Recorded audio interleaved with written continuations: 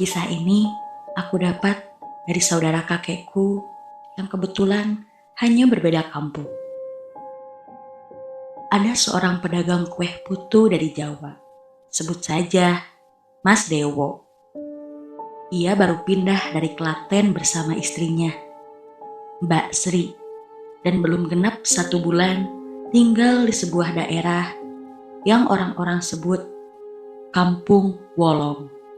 Pagi itu seperti biasa, Mbak Sri menyiapkan adonan kue putu untuk dagangan suaminya. Dengan pikulan dan peralatan sederhana, Mas Dewo berangkat menyusuri kampung-kampung sekitar tempat tinggalnya. Cuacanya cerah, tidak hujan, dan suasana terasa mendukung. Baru sekitar 2 jam berjalan, dagangannya sudah cukup laris. Tidak besar, tidak kecil, sekitar Rp10.000. Tapi Mas Dewo tetap bersyukur. Ini hari pertama jualan di tempat baru. Hingga beberapa meter di depannya, ia melihat sebuah kompleks perumahan elit.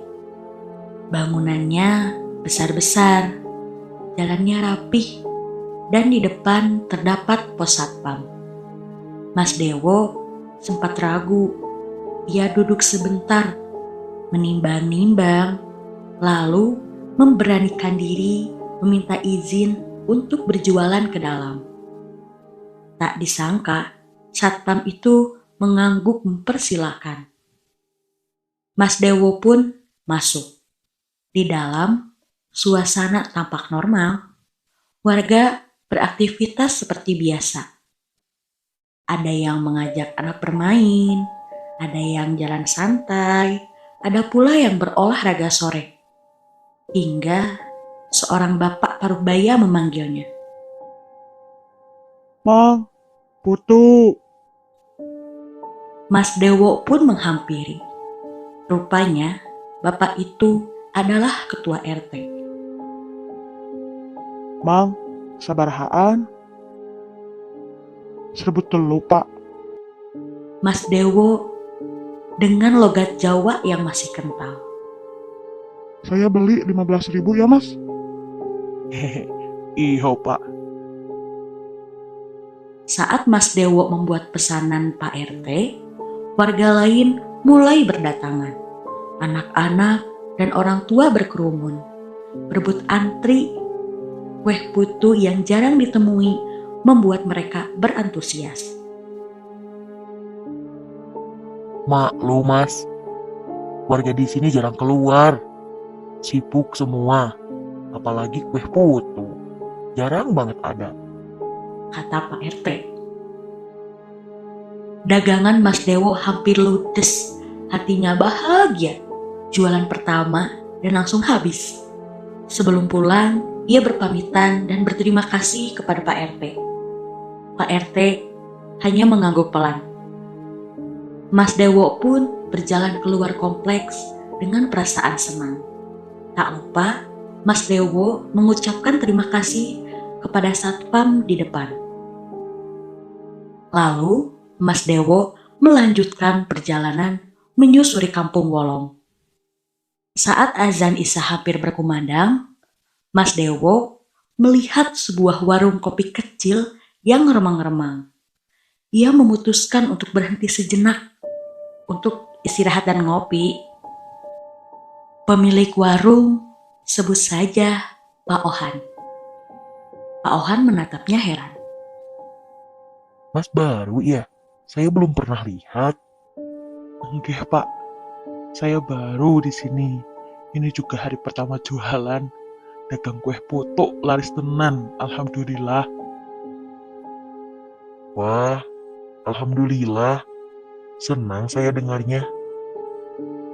Mas, tadi saya jualan habis dibeli penduduk kompleks sebelum Gapura Kampung Wolong. Komplek? Iya pak, tuh yang besar itu, warganya kayak semua. Wajah Pak Ohan berubah serius. Mas, di sini nggak ada kompleks. Mas, coba tutup mata sebentar ya. Takutnya Mas kesambet. Kata Pak Ohan pelan. Ternyata Pak Ohan memang memiliki kemampuan atau bisa disebut juga indigo. Mas Dewo menuruti kata Pak Ohan. Mas Dewo menutup mata. Dan saat itu juga fakta yang sebenarnya terlihat. Dia bukan berjalan di kompleks perumahan. Dia sedang berjualan di dalam kompleks makam umum Kampung Wolong. Satpam yang ia sapa adalah pocong. Rumah-rumah besar itu hanyalah pohon-pohon pisang. Di sekelilingnya tampak kutil anak cekikikan dan tuyul-tuyul berlarian bermain di antara nisan. Mas Dewo membuka mata dengan tubuh yang gemetar. Pak Ohan tersenyum tipis. Yang ikhlas yuk mas. Mas Dewo refleks merokok sakunya. Uang hasil jualan itu berubah menjadi daun. Ia hanya termangu, tak sanggup bersuara. Sing sabar, Mas. Pak Ohan hanya bisa menenangkan. Mas Dewo meninggalkan kopi dan rokoknya begitu saja. Ia berjalan pergi dengan langkah yang kosong. Wajahnya pucat dan suara lirih keluar dari mulutnya. Wis, aku harus segera pulang. Mas Dewo pun pergi meninggalkan warung Pak Ohan. Dia terus berjalan dan berlalu. Namun, kisah Mas Dewo tidak berhenti di situ. Pak Ohan yang sebenarnya sering melihat kejadian seperti ini. Dan Mas Dewo bukanlah yang pertama.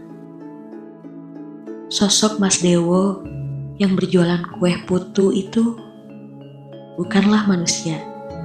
Ia adalah arwah seorang pedagang yang semasa hidupnya terlilit hutang. Hutangnya terlalu menumpuk hingga ia akhirnya didatangi oleh seorang atau sekelompok debt collector. Hari itu Mas Dewo dipukuli tanpa ampun hingga satu pukulan terakhir menghantam ulu hatinya. Ia mengalami pendarahan dari dalam dan meninggal saat itu juga. Meninggal saat ia berjualan. Namun kematiannya tidak membuat jiwanya tenang. Mas Dewo tidak menerima kenyataan bahwa dirinya sudah meninggal. Pikirannya hanya satu. Aku harus pulang. Aku harus ketemu istriku.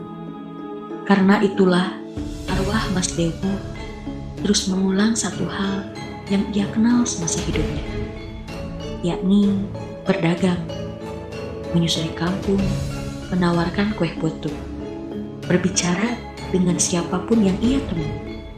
Dan ketika alam yang ia masuki memang sudah alamnya, ia bisa berjalan bebas di antara dua dunia.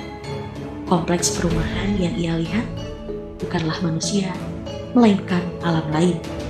Warga yang membeli dagangannya bukan juga manusia. Uang yang ia terima tidak pernah nyata.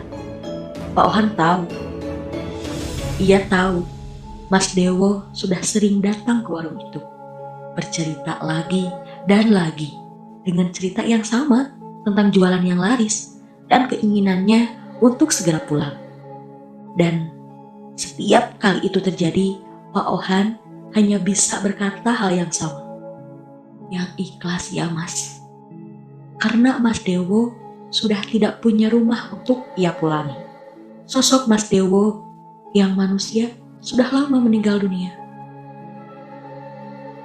Arwah seorang pedagang yang terus berjalan, terus bercerita, dan terus percaya bahwa ia masih hidup.